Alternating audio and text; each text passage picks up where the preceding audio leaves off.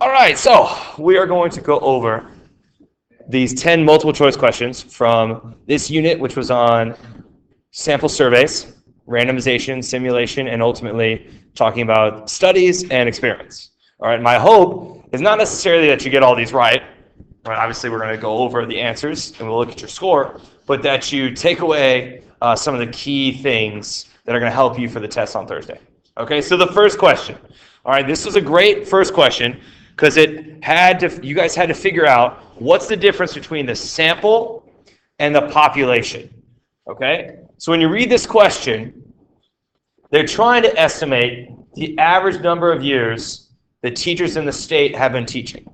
They're going to do this by going to a statewide conference held somewhere, let's say Houston, and they're going to select 50 of the people who attended the conference and ask them how many years of experience teaching they had. All right, so they're trying to trick you a little bit in this problem, but ultimately I hope that you saw the sample is the 50 people.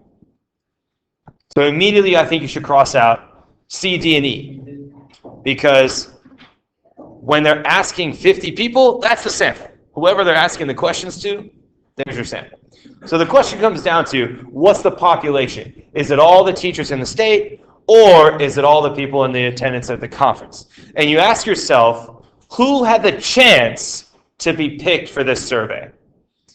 Only the people that attended the conference. If you didn't attend the conference, you had no chance of being selected. So that's why it's B. And everyone got it right. So well done. Let's go. All right, so let's go to number 2.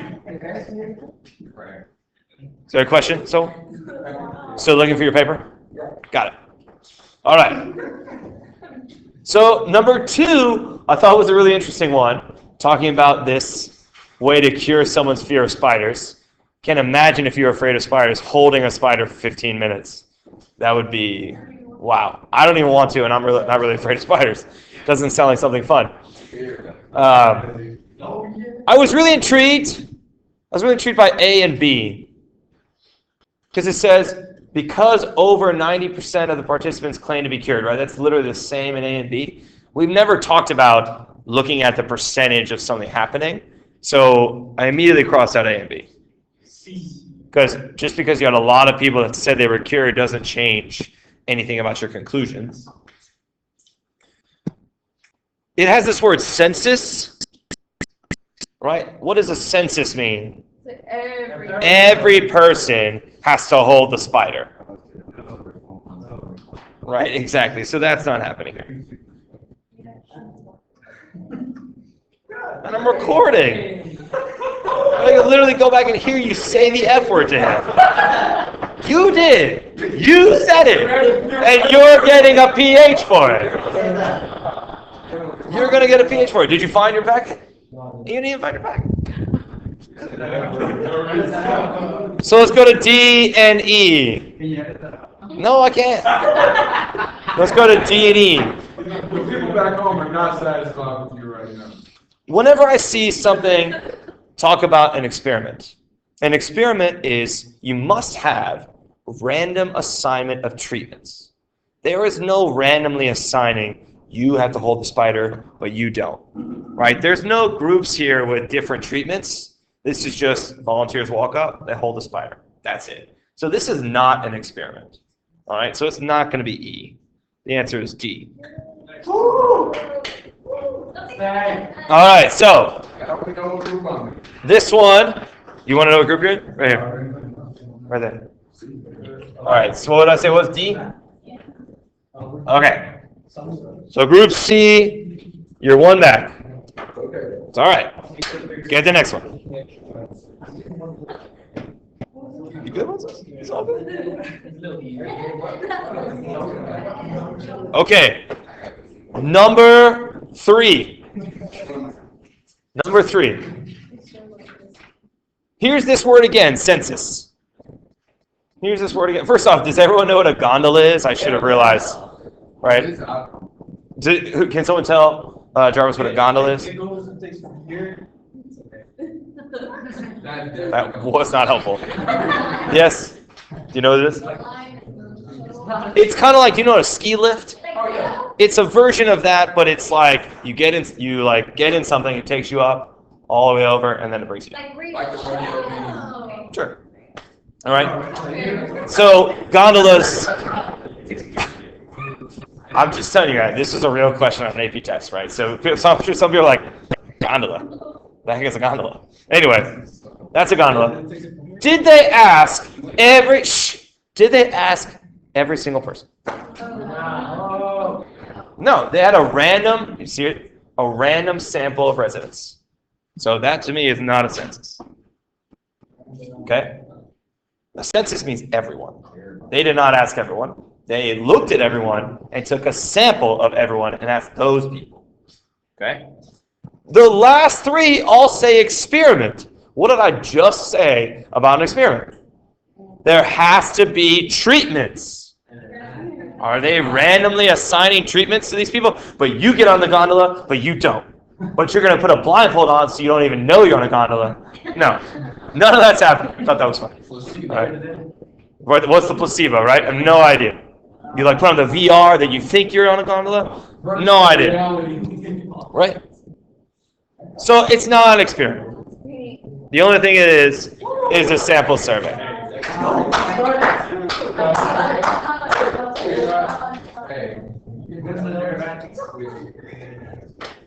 Now, I hope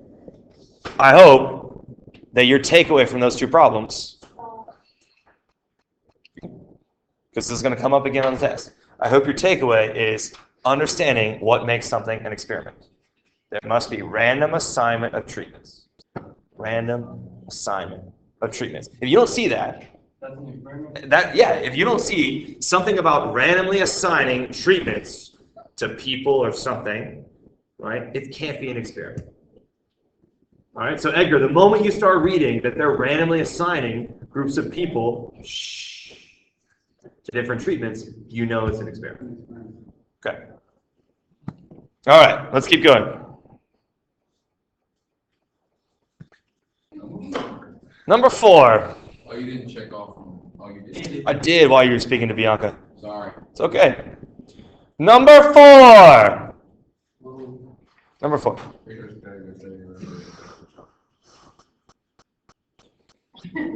What is that? Okay. I think a lot of you are going to get upset by this one. Okay? I'm very chill. If you look at A, B, and C, they all start the same, right? They all start the same. But it says, the last part's different, it says, can be generalized to all adults. You cannot generalize results to all of whatever you're talking about. In this case, we're talking about 80 volunteers to do this, all right? So when we're talking about all adults, we cannot generalize to all adults. You'll see soon, there's like a little caveat that's kind of mean, but it's going to be the answer. Can be generalized to all people who consume soft drinks. I had no idea how that would be applicable here, right? Because again, I have no idea what these people are coming from with their diet. Now C, it says it can be generalized to adults similar to those in the study. And there it is. That phrase, similar to those in the study, is going to be the answer. Now, I know a lot of you think it's D or E. There can absolutely be a cause and effect here. Because, guys, this is what? It's an experiment. It's an experiment. And you can actually say cause and effect from an experiment. All right, so that's why D and E are not right. Because this is cause and effect. That's the experiments only. Exactly, Bianca. Very good. Can you please explain again how C is correct?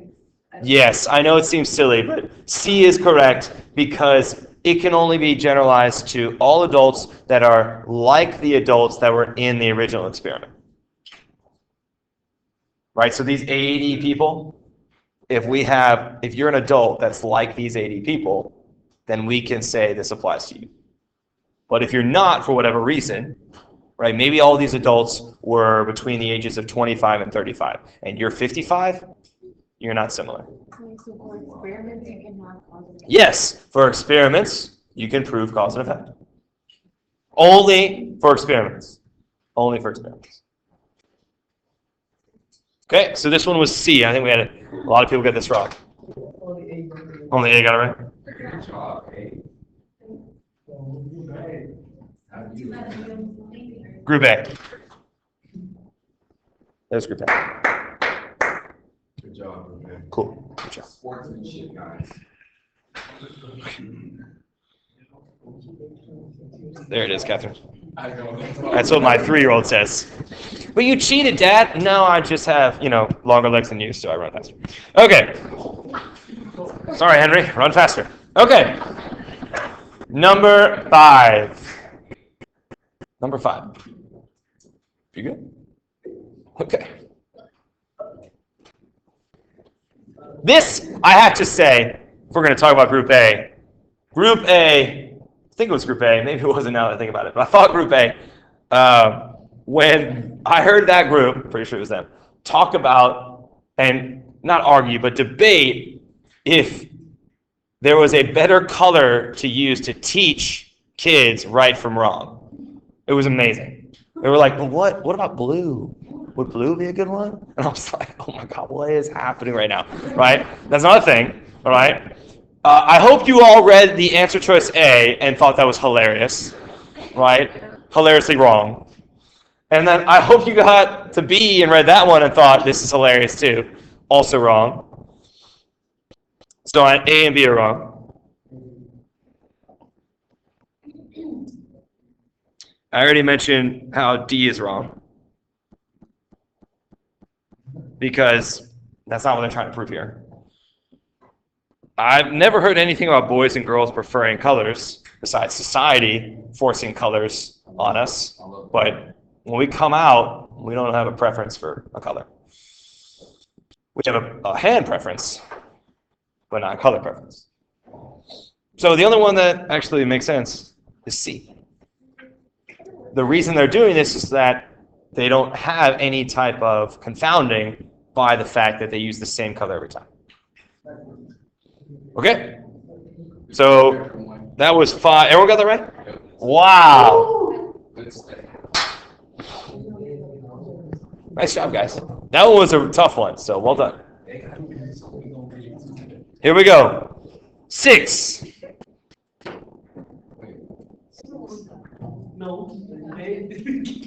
Uh-oh. Where are we seeing? Do I need to show it again? LOL. No, we're group C. Stop. North. Okay, number 6. Number 6, we've been talking about this the whole time, right? A census. Is this a census? No, it's not a census. Wait, is it possible? Not Yeah, everyone? yeah. Is it really feasible? Probably not, but yeah, in theory, they try to get a census in America every decade. People are trying to answer y'all's phones. Whoa. Sorry. A lot of hostility there. Are you the one calling? I'm the one. I still have conversations with the person doing the census. Yeah, I joke. Hey man, it's a bad time. No, I don't want your pest control. How's your day going, sir? Wow, you're a nice person. Okay. B, C, and D all say experiment. So I need to look in the problem. Does it say anything about randomly assigning a treatment? It does. Flipping a coin, random, and once the coin lands, heads or tails, the roses are put into water with the powder, or they're put into water without the powder. That is an experiment, not E. So now the question is, which experiment is it? Is it completely random? Is it blocked by blocking by type of water? If it was blocked by type of water, then before they flip the coin, they'd separate the roses in, okay, the roses that have this kind of water, you're going there. The roses that have the other kind of water, you're going here. And then we're going to do the treatments. That's not happening here. The treatment actually is the water. Okay? Now, match pairs. Match pairs would be like, okay, these two roses, I'm going to look at them and compare them together. That's not happening here either, right? This is just a completely random design. So it's B. 6 is B. 6 Yeah, we got it wrong. is B. Hey, you tried. Put D. Yeah, so in match pairs, they'd have to say, we two sets of roses come in at a time, and we flip a coin, one gets the water with the powder, one doesn't, and then we compare those only to each other. Which might actually make more sense because then they're at the same, like if they were produced at the same time. Or you don't want to compare roses that are like weeks apart. Anyway, but it's wrong. That must have been it. Number 7. This was another good one about the contacts and the lenses. All right, I wear contacts occasionally, and so I understand when people are like, "Oh man, my eyes are dry." Yeah, it's no fun. Occasionally, yes, I wear them when I play sports. I have 20/40 vision, so I can see everything just fine. Okay. I only talked about the sample size being an issue if the sample size was less than 10%, or excuse me, the sample size was more than 10% of the population. This is talking about people wearing wearing contact lenses and using solution with that, which is, I don't know, millions of people, right, who have contacts and have solution. So 25 volunteers sure doesn't seem like more than 10%. Okay, and also this is volunteers. We're not sampling, so that doesn't really apply here. So A was just trying to confuse you. Okay, I'm going to look at the last two because they're very similar. The participants self-reported a couple of things: the frequency which they use the solution and the effectiveness. I'm not sure how else you would do this. I guess you could technically send someone to analyze them. That seems a little absurd. It's totally okay to ask people to say, on a scale of 1 to 10, how do you feel? Totally fine. So yeah, that's not going to be it. So the question is it okay that they were volunteers, or is it okay that they had no control group?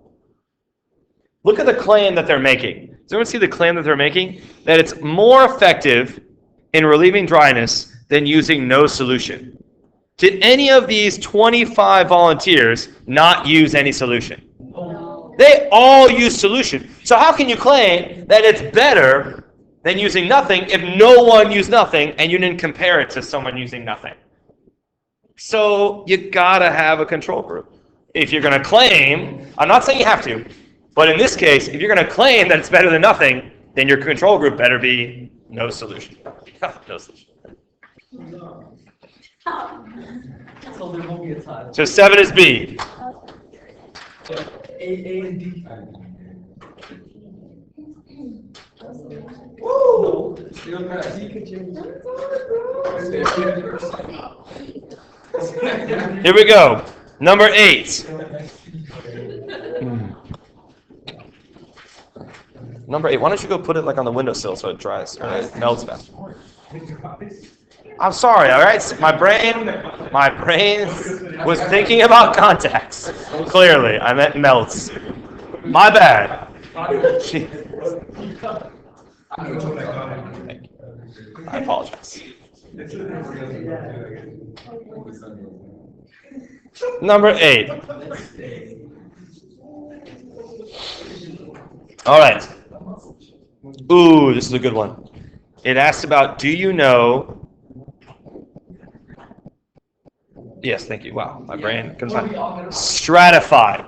So what do you remember about stratified? Is it the same amount of, Doesn't have to be the same amount. of the different sections? Buffet, right? That's what you want to be thinking. Different sections, but each group is homogeneous in its own way, right? Only potatoes, only green beans, only meat, right? And then you're sampling a little bit from each. Whether they're the same amounts or different amounts doesn't matter. The fact is you're going in and you're sampling a little bit from each group, all right? So if you start reading these, I have no idea that is just using a sample. I mean, that's not really helpful. You're going to get the first 500. That's nothing we've talked about. Okay? Where is this one?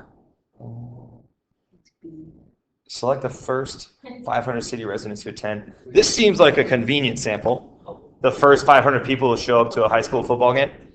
Right? That's convenient. You know, people are going to the game. You stand there, ask them questions. Convenient sampling. Alphabetize a list. Select the first 500 residents on the list, and then basically putting them into districts. That's like backwards of what you should do. So that is a way of random sampling. Not really though, because it's just alphabetically. So what you'd rather do here to make it random, we just randomly pick 500 from your alphabetical list, not stratified. Yeah, they're trying to like make it stratified at the end, but that's not what's happening here. Now, let's look at C. Select one voting district at random, and then select a random sample of 500 from that voting district. That's a version of cluster, right? Cluster sampling is when you have these separate groups that are heterogeneous, so they're like mini populations, and you go in and select every resident from each of those mini populations that you want to look at. So if you've got like 12 voting districts, all right, you separate by voting district, and you say, you know what, I'm going to randomly select districts 3 and districts 9. And I'm going to go in and talk to every resident in 3 and 9. That's cluster. But if you go to every district and go 500 here, 500 here, 500 here, that's stratified. So the only one that looks like that is going to be B. Everybody get it right. Everyone got it right? Yes. Nice. Excellent. Okay. Thank you, David. Good job, David. All right. Number 9. Number 9.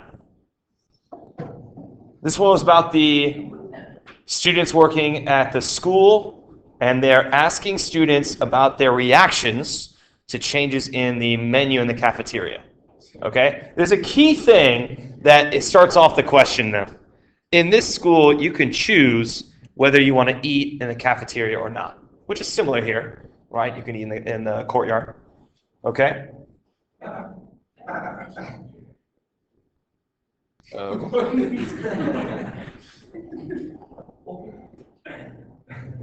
So A is not right because it says this is a random sample of the student population. Wow. Again, a random sample would be like, hold on, Jarvis. Hold on. Shh. A random sample would be getting the list of all the students and randomly sampling 100 of them and asking those 100 people their opinion. That's a random sample. This is not a random sample. Okay.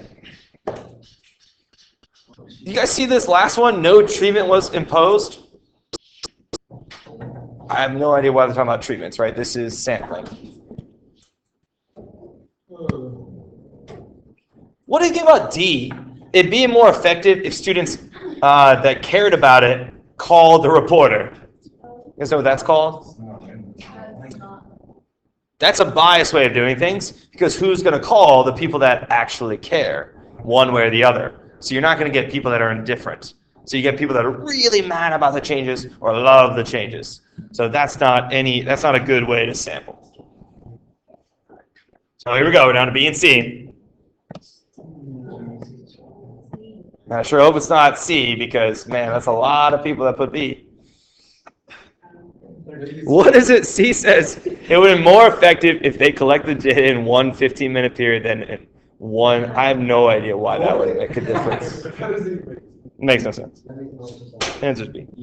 All right. The key thing I told you at the beginning of the question was students decide where they want to go eat. So if you only look at the people in the cafe, you're not including who? The people who they've chosen not to eat there. So you cannot say this is a good representation of all students if not all the students could be picked. All right? All right. So 9 is B. Okay, Jarvis. Okay. All right. How are we doing before the last question? Wow. Only one wrong? A and D. A and D? Come on. It's a I tie. guess you got It's a mine. tie. You have more than one wrong. Oh, but wait. Hold on. B still has a chance. And so does E, right? Whoa. C, you're mathematically eliminated. The only group eliminated completely. Is Group C. And if you were forgetting, who's in Group C? Here's Group C right here. Right, especially, right, oh, I tried to write and it said no. I almost did it. You're good, Jarvis. You're good. All right, here's the last one. Come on, let's get this one right now. Oh, dang. Okay. They separated the groups of parents into whether you live in a city that has more than 100,000 people. So like Houston, if you live there, that'd be more than 100,000. And less than 100,000 or equal to, that'd be more like Dickinson. All right, that's less than 100,000. Okay? So the moment they do that, they've separated you into two groups. Okay, hold on. That's right. Hold on. It's only cluster if they decide to go into one group and select everyone in that group. But they're going and selecting 100 from each group, which is stratified. Okay, so A, B, and D. Systematic. Oh, there's a tie. Yeah, between A, B, and D. 10 is B. Why couldn't we get one? Is there a tie? Yep. Between how many groups? A, B, D, 3. No, it's A, B. A, B, D. A, B, and D. And C, 2, right? Not C. And C. C is now failing. By a lot. Oh, we failed. Let me wrap this up real quick, just to make sure we're all good. Systematic, this is actually hilarious. Systematic because they systematically divide into groups. What does that mean? Yeah, it was really good. Systematic means like every 18th person is selected. If you're not seeing that phrase, like every 200th parent is asked. That's systematic. Okay? Convenience, I think we went over convenience. Just you go somewhere and you wait for people to show up. That's convenient. All right? All right, we're going to say